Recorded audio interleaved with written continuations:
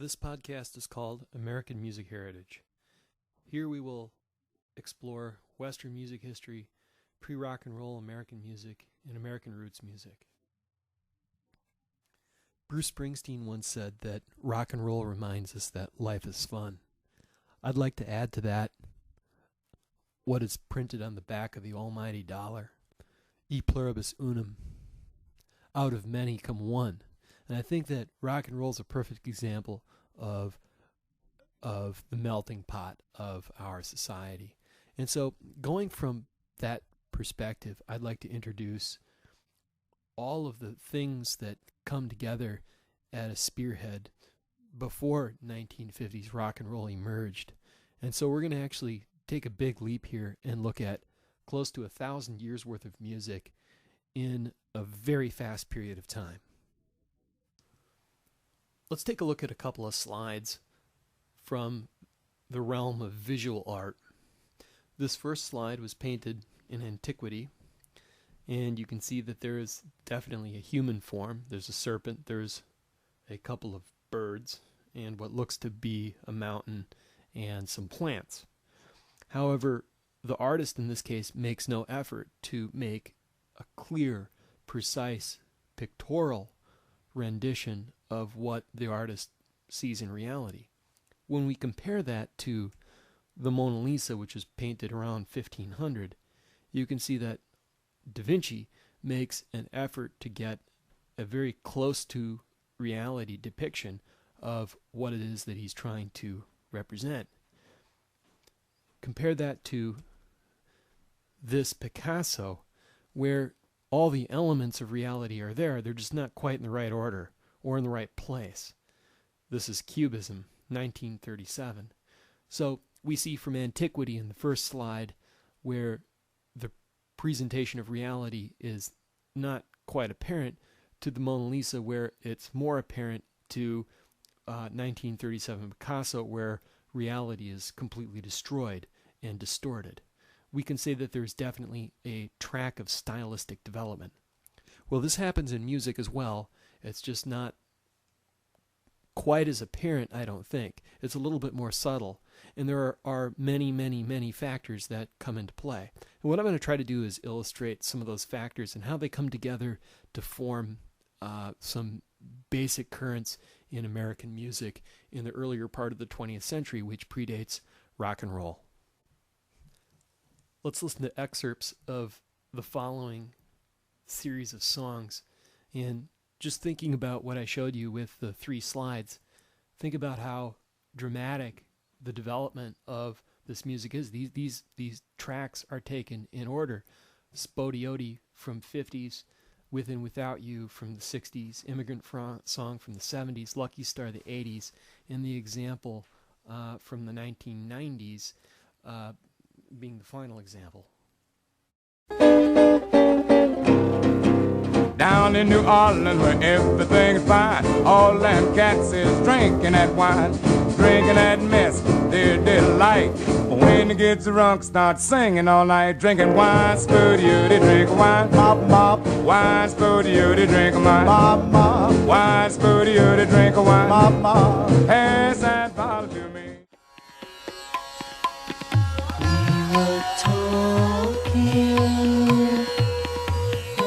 about the space between us and the people who hide themselves behind the wall of illusion.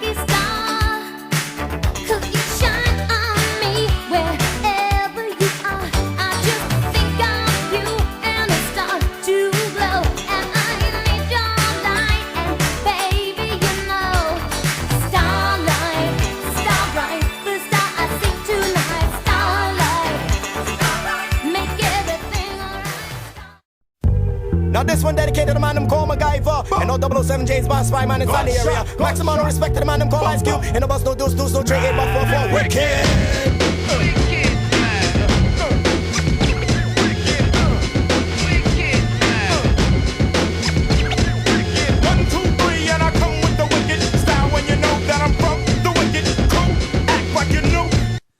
Take a moment now to open another window and go to YouTube and the Normandale Rock History YouTube channel and locate the playlist called American Music Heritage. And I'm going to go through some of the videos that are in that playlist as we go forward. In terms of music, as musicologists, we divide music into two types: sacred music and secular music. Sacred music being music of the church, and secular music being everything else. The music of the Catholic Church goes back 1,000 years to the beginning of the Common Era, to the beginning of the church. And the church made every effort to document and write down the music that was being disseminated throughout the Catholic Church at the time. And because they kept written documents, we're able to study this music in a very detailed fashion. Whereas with secular music, or music that is not written down in its earliest form, we can't study because no one knows exactly what this music sounded like, because it was not a written down language. It was an oral tradition, or an oral tradition. In the medieval period, secular music manifested itself as it was passed from troubadours and jongleurs to their offspring.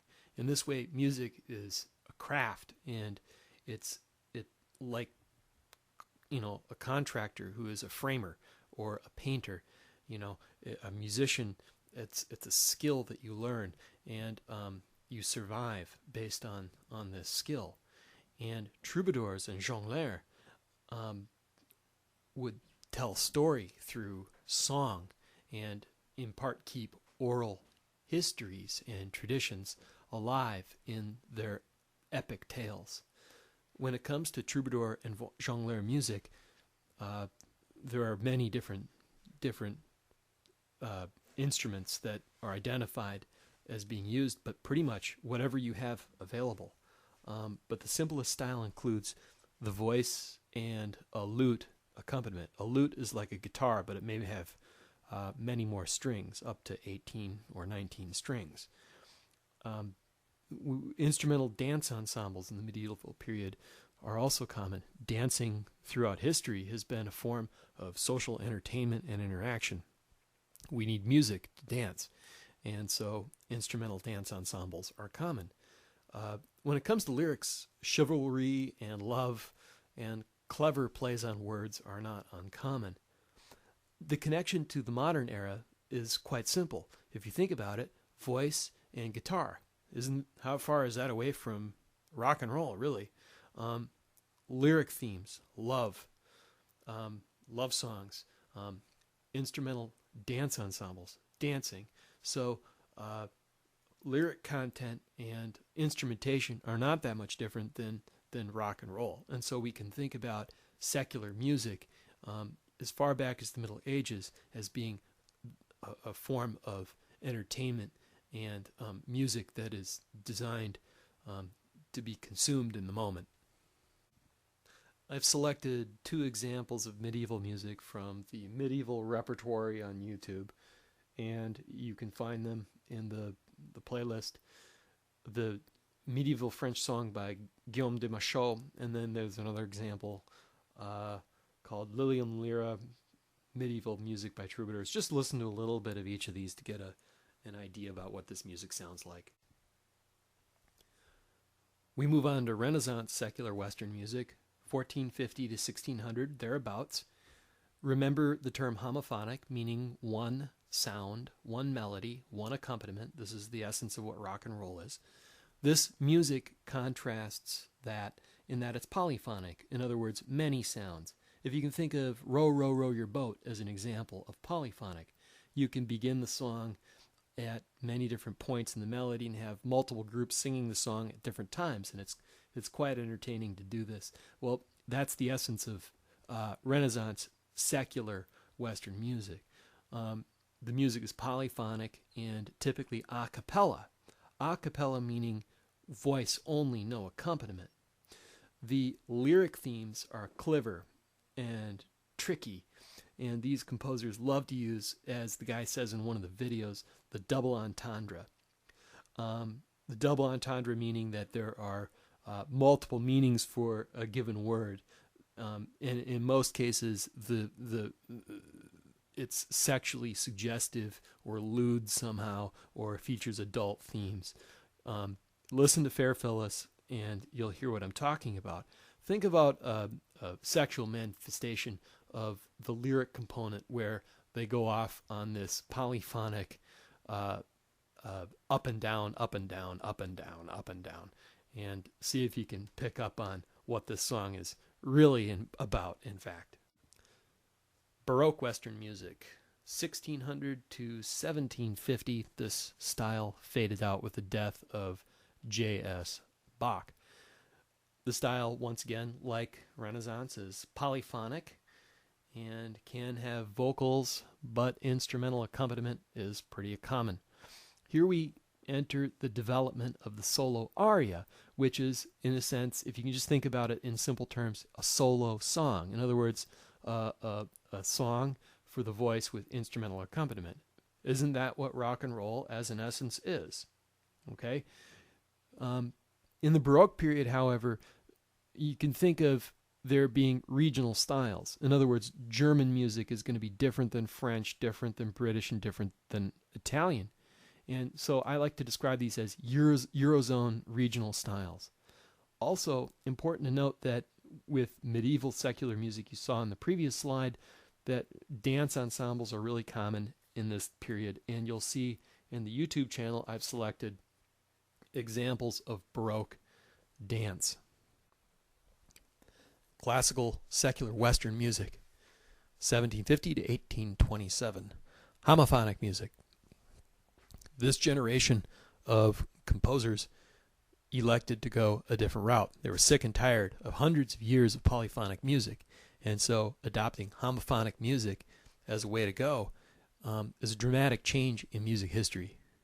And when you think about it, this homophonic music lasts all the way through the 20th century and manifests itself especially in American popular music and rock and roll. And so this is where we see a major shift in history that directs homophonic music all the way through rock and roll. This is the age of the symphony. Mozart, Haydn, Beethoven. I selected Symphony No. 7, the fourth movement by Beethoven, as an example of this music. This music is meant to be heard in a concert. In other words, you pay a fee for a ticket and a seat, and you go and you sit there and listen to this music. And that's not much different than what we do now in rock and roll. The composers of this music, in most cases, were freelance composers. So they composed music for a fee, and then tickets are sold, concerts are put on, and the composer benefits from this. Also, in the classical period, dance ensembles, like the other period, were also popular because, as this is a theme throughout history in Western music, dance ensembles support a social climate where people can interact on a social platform. Finally, we get to my favorite period in music, the Romantic period, about 1827 to 1900. The ghosts of the Romantic period still exist today, and especially in pop music and rock and roll. The 19th century is remarkable in that performers really began to adopt a sense of self-expression into the music that they played. Prior to the 19th century, public displays of emotion were largely thought of as being socially taboo or unacceptable. People really tried to keep emotions contained, especially in public, which is absolutely the opposite of what rock and roll is all about. The 19th century is also the age of the diva. The diva in modern terms, we think of Queen Latifah, Mariah Carey, or these great R&B modern female performers that are truly larger than life and garner huge audiences and very large recording contracts. The word diva comes from the Italian word dive, which essentially means goddess. And that's how audiences treated these female performers. Composers like Puccini and Verdi and Wagner would write into their music tremendously difficult and very powerful and compelling roles for these divas to sing. And so audiences would go absolutely nuts over this music, and it would give them something to talk about for weeks and months on end.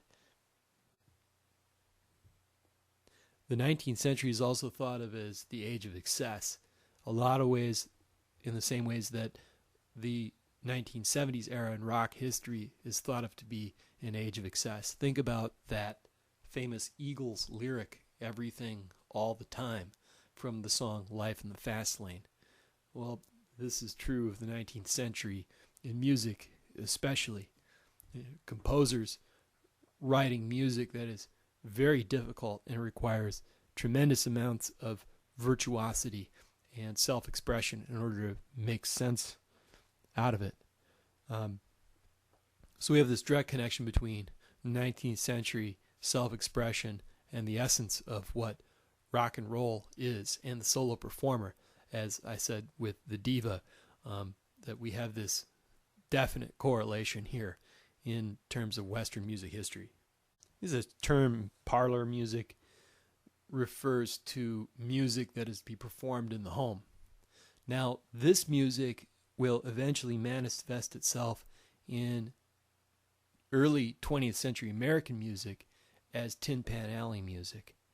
Okay, this is music that is written by a composer and is consumed in the form of sheet music by a middle-class musician, and then it's performed for personal entertainment at home.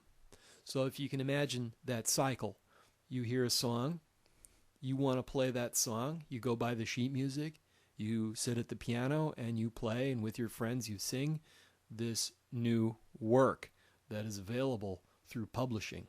This is a business model that is going to last for a very long time into the 20th century before recordings of music are widely available for the masses. As an example of parlor music, I've included Gretchen am Spinnrad by Franz Schubert, sung by Renee Fleming, a modern diva of classical repertoire. In this song, Gretchen sits at her spinning wheel and meticulously spins thread as she obsesses over her lover until finally, in this imaginative moment where the wheel stops and she is thinking and feeling what it would be like to be enraptured with her lover, everything seems to fall apart, and then she continues when she realizes that the lover is nowhere near, and perhaps not even available to her. But now we have to make a distinction between non-concert music and concert music at this point, because concert music is an established tradition. We have about 100 years of concert music at this point, where patrons pay a fee to get a seat and hear this music that is composed by freelance composers. Okay, now, in terms of non-concert music, pre-1900 in the United States, there are two types: sacred music and what we're going to describe as folk music. Folk music is music as described of the people. Anonymous composers of folk music exist throughout history. We'll never know who wrote these songs, but they remain popular because their themes are storytelling based, the lyrics deal with urban legends and fables and folklore and all the wonderful stories that make Western culture what it is. We're going to go into much more detail about folk music a little bit later and listen to some examples. In the meantime, let's take a look forward to other currents in pre-1900 American culture. The study of early American sacred music is very important because it directly correlates with the history of rock and roll, in that the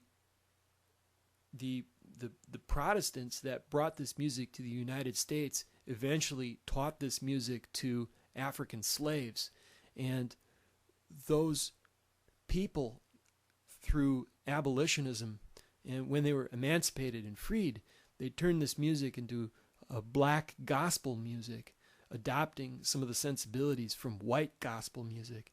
And white gospel music and black gospel music affected a lot of the musicians that lived in the South that eventually went on to record the great rock and roll songs in the 1950s. And so it's very important to understand a little bit about the root genre, which is American, early American sacred music. The Quakers and the Protestants brought with them their music to America, mainly a very conservative form of worship music called hymnody, or hymn singing. Take a listen to Battle Hymn of the Reformation, as well as Abide With Me on the channel.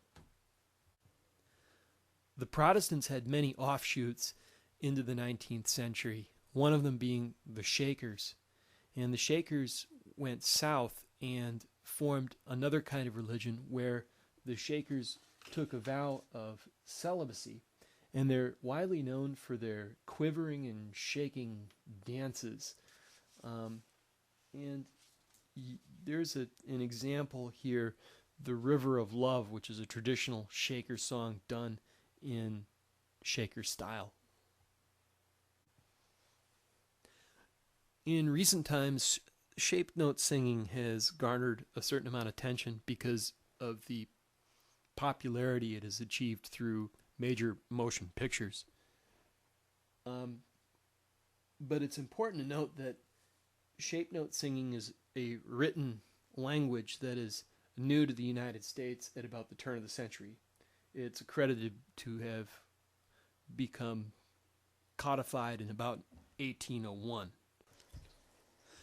Shape note singing is a form of polyphonic music, and the sacred harp tradition, which encourages a type of spiritual connection between singing and worship, whereas as you're singing, you're really participating in a community that is speaking with a larger voice.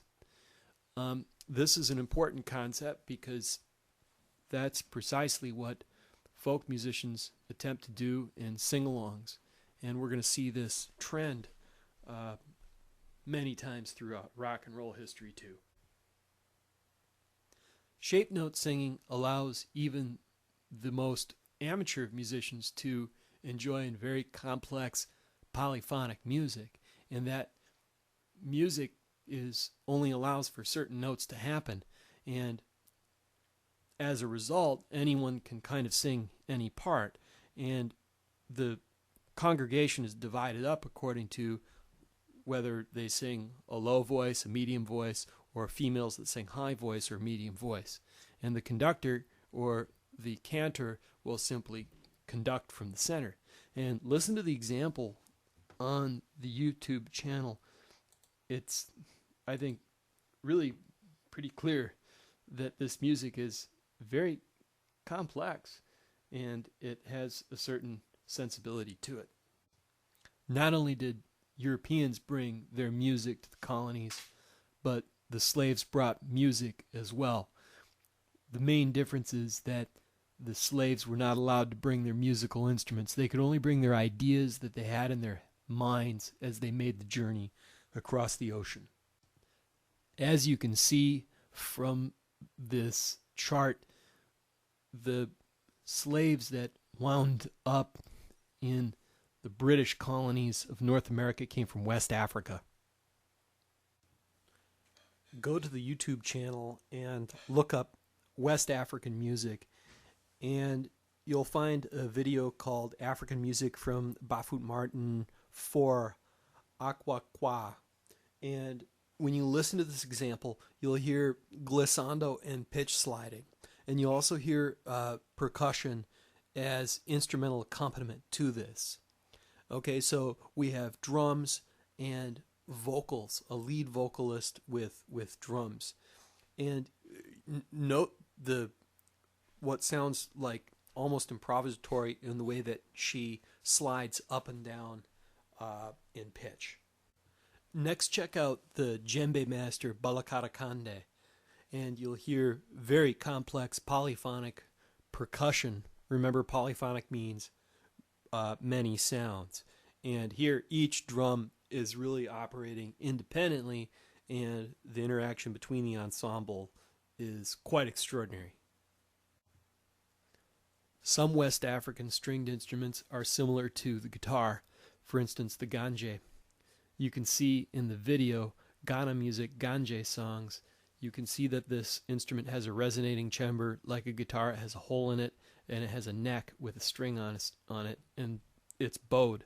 So it's almost like a cross between a violin and a guitar, but it's mono-stringed in that it only has one string. But the principle is the same, that the pitch changes. It gets higher as you finger the neck of the instrument closer to the body. It's important to note that none of these instruments were brought on the ships and made the voyage. Rather, similar instruments were reconstructed by slaves, oftentimes incognito at night when no one was watching. Again, the instruments and music was largely forbidden on plantations. Another instrument that has African descent is the banjo. So we can say that West African folk music includes similar traits that are found in American folk music: singing, percussion, as well as stringed instruments. On plantations, slaves were denied the ability to speak their languages, perform their indigenous musics, as well as dance the cultural dances, because slave owners feared slave insurrections. Occasionally, plantation owners would allow the slaves to sing, but only in situations where there was a tremendous amount of work to do. For instance, if a tree falls and blocks the road, work songs were allowed, where call and response was the main form in the music. And how this works is one slave calls out a line or a lyric, and the rest of the group come back in response. And this rhythmic approach to work allowed them to get the work done quicker. And plantation owners knew that in some cases they need work to get done quick, and so they allowed music to function as a device for this. In the earlier part of the 19th century, the Protestants realized that the slave population was convertible to Christianity. And so in many churches, this was something that they made a mission of, converting the slaves to Christianity. And in doing so, they taught them music that is of the Protestant church. The early Protestants that made attempts at converting slave populations found that these people were very adept when it came to music and loved to sing. And as we said, it's very difficult to imagine this situation, and it's not very well documented. But bringing music to a population that is under stress that is insurmountable, I think that it's understandable that it would have a provocative effect on these people. And this is the point in history where the Negro spiritual comes into existence. These songs are designed to be simple. They're designed to be simple in terms of language, in terms of the scale and the pitches that are chosen, and they're carefully designed to communicate the religious messages that are intrinsic to what the Protestant church was trying to teach this population. So through the teaching of songs, they could teach the basic elements of the religion. These songs were taught monophonically, in other words, one melody only. Remember, polyphony is the most complex form of music. Homophonic music is as simple as rock and roll with melody and accompaniment. These songs are just a melody.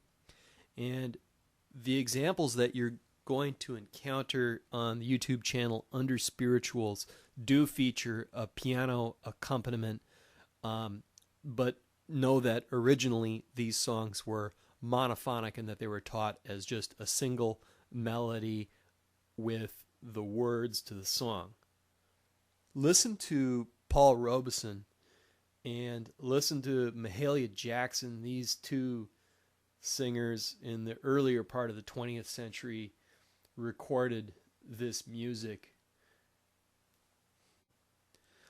The Negro spiritual serves as the foundation for black gospel music, which is a style of music that arose in the earlier part of the 20th century. This is very important to us because black gospel music is a type of music that artists like Little Richard and Chuck Berry and other rhythm and blues artists in the 1940s and 1950s, this is music they grew up with. And this is, in some ways, how they learn music, through the church. And so it's very important to understand the root genre of gospel music as the Negro spiritual. And then to go a step further and know that this music is possible because of the fact that the Protestant church at this certain point in history determined that they wanted to convert these slaves. And so it's a very interesting tracing of the lineage of this music. In some ways, the sensibilities of 1950s rock and roll may not have been possible had the church not gone into these populations with the intention of doing these kinds of conversions. Post-Emancipation Proclamation, as the slaves were freed, many of them stayed in the South. And religion and music remained core values amongst their families. And so the Negro spirituals remained as part of the important music to these communities. However, now free from the eye of the Protestant church, these people gathered together and formed congregations and took this music to a whole nother level. The development of black gospel music over the next 50 years includes the adaptation of style traits from original West African music. These style traits include pitch sliding, improvisation, call and response, use of percussion as accompaniment, as well as shouting and using the voice in an extended fashion that is not necessarily what in Western music we would say singing specific pitch. All of these style traits are style traits that we find in early 1950s rock and roll, as well as in rhythm and blues in the 40s and the 50s. Let's conclude our discussion of black gospel music and Negro spiritual by listening to some gospel quartets. These quartets formed after the Emancipation Proclamation, and the music is highly rehearsed and very well put together, and these performers became widely known very quickly for the performance of this music. The first of these gospel quartets was the Fisk University Jubilee Singers. The Fisk School was started just probably 6 months after the Civil War ended. It's located in Nashville, Tennessee. The first students of the Fisk University had slavery in common, so this is a university that opened to educate these people that were now freed. And the Fisk University Jubilee Singers would tour with this highly complex quartet music, and they would raise funds for the school in doing so. Let's begin by listening to the Fisk University Jubilee Singers. A word of note about the Fisk University recording. This recording was made on cylinder, and so it's going to be very scratchy, but I think you can still hear and experience this music, and it's very interesting to listen to a music that is recorded in its most purest form. Little David, play on your harp, hallelujah, hallelujah. Little David, play on your harp, hallelujah. Little David, play on your harp, hallelujah, hallelujah. Little David, play on your harp, hallelujah. Little David was a shepherd boy. He killed Goliath and shouted for joy. Little David, play on your harp, hallelujah, hallelujah. Little David, play on your harp, hallelujah. Little David, play on your harp, hallelujah, hallelujah. Little David, play on your harp, hallelujah. Joshua was the son of Nun. He never would stop till the work was done. Little David, play on your harp, hallelujah, hallelujah. Well, my Jesus is the searchlight. Yes, Jesus is the searchlight. Well, searching for you. Just searching for you. Well, my Jesus is the searchlight. Yes, Jesus is the well, yes, I know it's true. Yes, I know it is true. When I was in trouble, when I was in trouble, Jesus let me down. Will let me down. Well, my Jesus is the searchlight. Yes, Jesus is the searchlight. Yes, searching for you. Yes, searching for you. Well, the road is rough and rocky. Well, the road is rough and rocky. And the night is dark too. And the night is dark too. Well, there are times. Well, I don't know what to do. I don't know what to do. Jesus throws his searchlight. Well, no help been found. Well, my Jesus is the searchlight. Wrestling Jacob for the day, for the day is a breaking. Wrestling Jacob, I will not let thee go. I'm singing wrestling Jacob, Lord for day, for the day is a breaking. Wrestling Jacob, I will not let thee go. Now let thee go, Jacob, for the day, for the day is a breaking. Wrestling Jacob, I will not let thee go. Now let thee go, Jacob, for the day, for the day is a breaking. Wrestling Jacob, I will not let thee go. Well, well, well, Jacob, till the breaking of the day. Jacob, well, Jacob said, Jacob, I will not let Jacob, I will not let Jacob, not let thee go. Jacob, not until you bless my soul. I'm singing wrestling Jacob, Lord. When it comes to American folk music, describing the traits is fairly simple. It's a vocal music. It's a music of storytelling and oral history. It's a music that features melody and accompaniment, melodies in pentatonic scales, and very simple melodies that are easy to sing and easy to remember. And because this music isn't written down, no duplicate performances are likely to occur.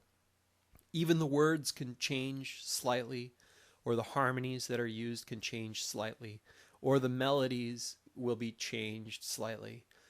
But generally speaking, the song as it's passed down orally from musician to musician, the main components remain intact. Let's listen now to several examples of John Henry. Listen carefully to the approach in terms of the instrumental accompaniment. You'll hear that whoever's playing the instrumental accompaniment brings their own sense of style into the music.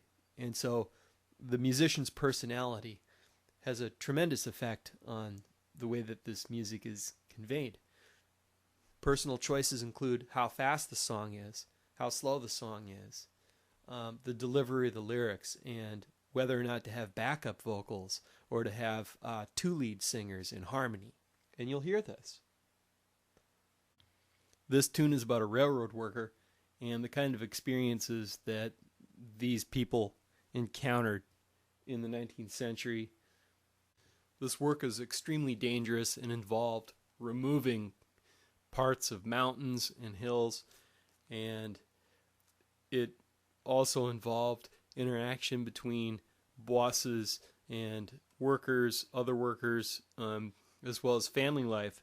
And so all these components are featured in the lyrics, and I really encourage you to look up the lyrics for the song, and you'll see that my excerpts are very minute compared to the complete scope of the tune. Obviously, we couldn't put the entire tune into the podcast, but if you look up the lyrics, you'll see that it's quite an interesting story, and you'll see that the length of it really requires a musician to command a large bank of lyrics and deliver them in a story-like fashion.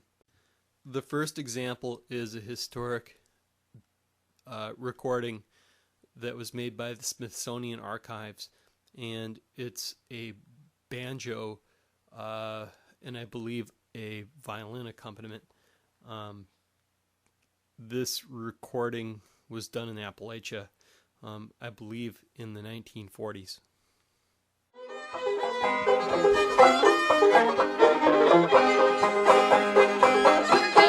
Henry was a little bitty boy, sitting on his violin, deep in the town on the Geno Road. Gonna be the death of me, gonna be the death of me, Lord, it's gonna be the death of me, Lord, gonna be the death of me.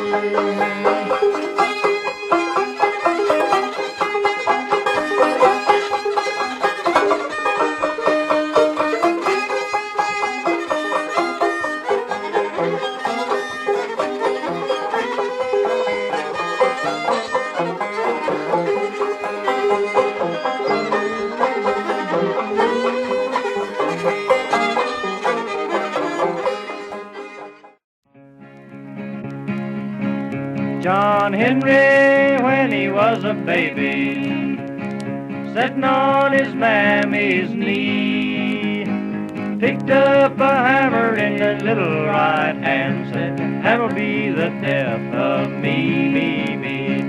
Hammer'll be the death of me. Hammer'll be the death of me, me, me. Hammer'll be the death of me." Well, some said he's born down in Texas, some said he's born up in Maine. I just said he was a Louisiana man, leader of a steel driving chain gang, leader of a steel driving gang, leader of a steel driving chain gang, leader of a...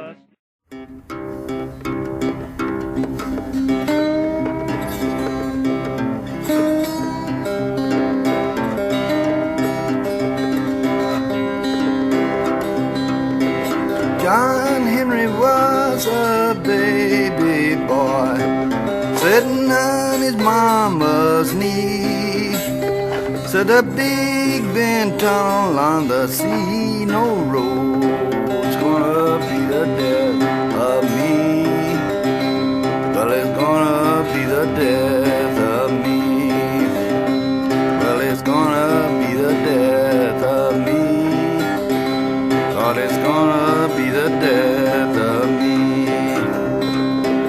John Henry went in the town, he went in the town to drive.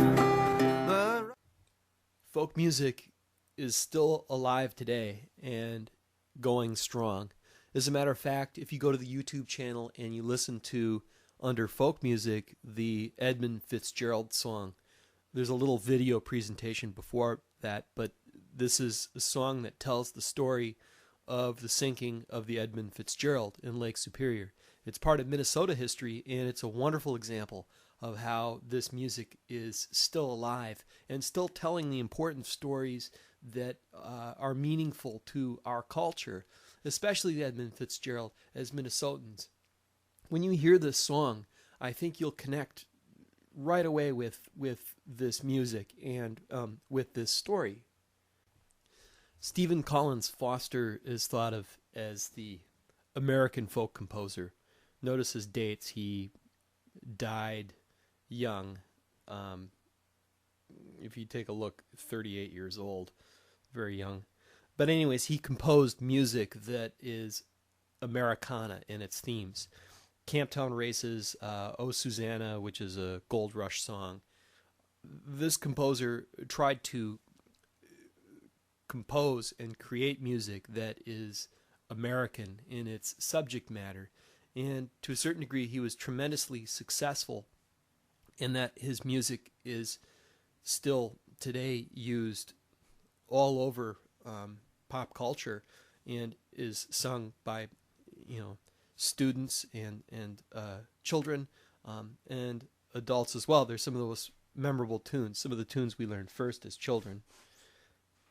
But his music is different in that he specifically composed pieces with themes, whereas folk music that is indigenous to the culture has no traceable root other than that the music exists to tell the story or to keep some aspect of the culture alive and fresh and relevant in the minds of the listeners that are enjoying the telling of the story.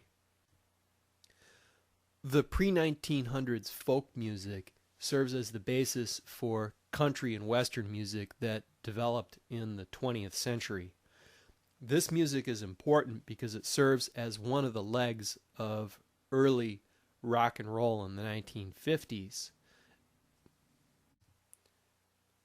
In conclusion, my point here has been that all root genres are foreign.